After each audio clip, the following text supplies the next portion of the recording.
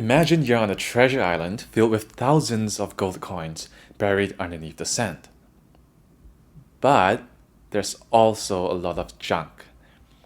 You've got one day to go treasure hunting, and someone offers you a choice between two metal detectors. Which one would you pick? Detector A almost always finds gold, 99% of the time to be precise. Meaning, if you were to walk over 100 gold coins, it will beep at about 99 of them, but stay silent for one of them.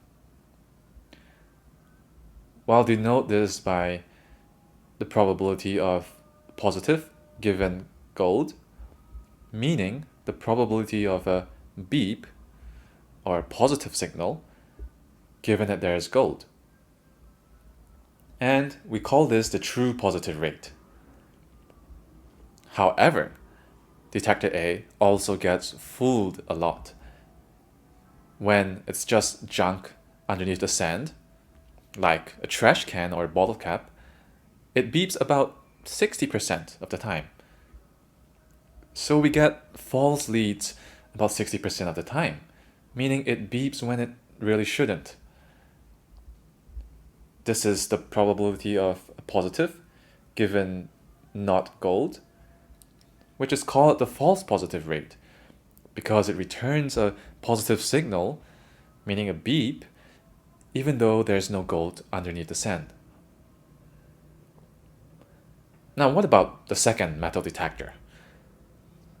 When there's gold, it will beep only 70% of the time, so nowhere near as good as 99%. But here's the thing. When there's junk, it beeps 40% of the time. So the false positive rate is 40%, which isn't as bad as the 60% of detector A.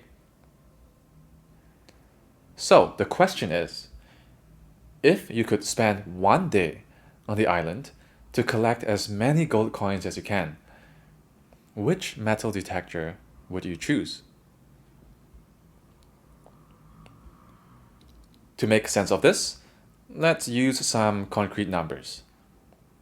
Let's suppose there's 1,000 gold coins scattered across the island. And the rest, say 9,000 of them, aren't gold coins, so just junk. Now, detector A would beep at 990 of the gold pieces, because 99% of 1,000 is 990, and 5,400 of the junk pieces, because 60% of 9,000 is 5,400. So what's the probability that detector A actually beeps at gold? Well, it's going to be the number of correct beeps, which is the 990 times, when it does beep correctly, divided by the total number of beeps. This gives us 990 over 990 plus 5,400, which is about 15.5%. Now let's look at detector B. We get 70% of 1,000, which is 700 correct beeps, and 40% of 9,000, which is 3,600 incorrect beeps. And that turns out to about 16.3%.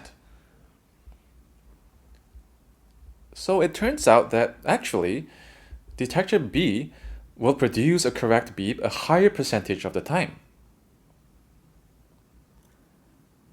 But does that mean that B is the better metal detector? Well, the calculations we did just now were really just Bayes' theorem in disguise, the framework for reasoning about data through conditional probabilities. So on paper, detector B does have a higher probability of finding gold. There's no problem there, if all we care about are the relative probabilities between A and B. But in practice, there's usually other important factors at play. For example, we assumed that every beep took the same amount of time to check. But that isn't true in reality. If you start digging and you realize that it's just junk, you would stop right away. So we have the ability to discard false leads more quickly, which in turn gives us more time to treasure hunt. In this case, detector A would actually have a better advantage, because although it gives us false positives 60% of the time, the fact that we can quickly ignore those false positives means that 60% number isn't as relevant. In general, context matters. You have to weigh how important true positives are against how costly false positives are. Take medicine, for example. Screening tests for serious diseases are often designed to catch nearly everyone who might be sick, even if that means a lot of false alarms. That's like detector A. It almost never misses a real case, but it also raises a lot of false alarms. But that's often okay, because anyone who tests positive on the screening test is typically given a follow-up test to confirm whether they actually have the disease. Think of it like casting a wide net.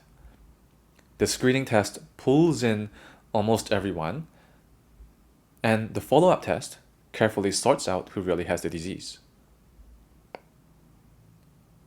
So, in the end, Bayes' theorem gives us useful numbers to reason about probability, but deciding what to do with those numbers often involves more than just the formula.